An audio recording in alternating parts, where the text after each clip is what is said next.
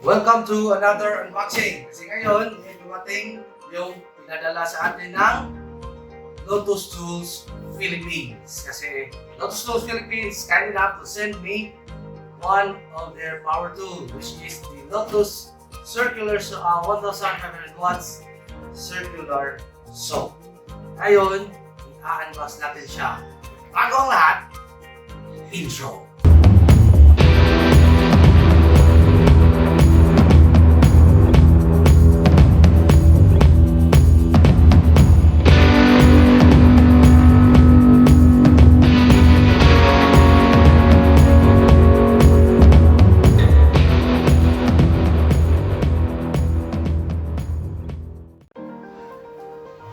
Let's unbox this baby up. Come on.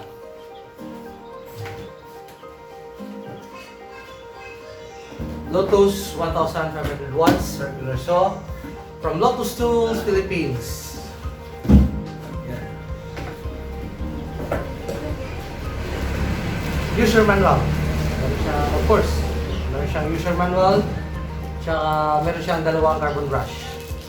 Kailangan basahin muna natin to bago tayo gumamit talaga ng mga power tools dahil para maiwasan natin yung mga di ka nais na pangyayari like disgrasya, di ba? Tsaka malaman natin kung anong dapat gawin para ma-operate natin ang maayos ito. Circular saw. Straight guide. Tsaka, meron siyang wrench. Yan. At meron siyang 2014 na 7 and 1/4 inch blade or 185 mm or millimeter blade. At ito na yung ating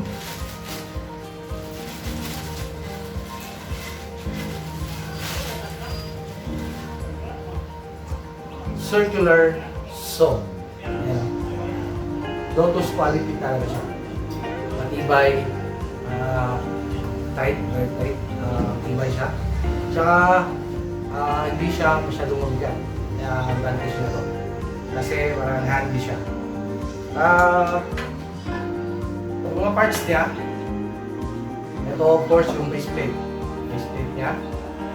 Ito yung bevel adjuster, kaya pag nagka-cut ka ng angles, ito hanggang 45 degrees. Ito yung lagayan ng straight cane natin. Ito yung blade guard. Ito yung trigger. Yan. At saka trigger lock. Ito yung motor housing. Tsaka ito yung lagayan ng carbon brush natin. Tsaka ito yung depth adjustment. Yan. Na-adjust mo to depende kung gaano lalim yung cut na gagawin mo. So yan, I highly recommend this one because Lotus Tools is more affordable than other brands at saka yung quality niya talagang matibay siya.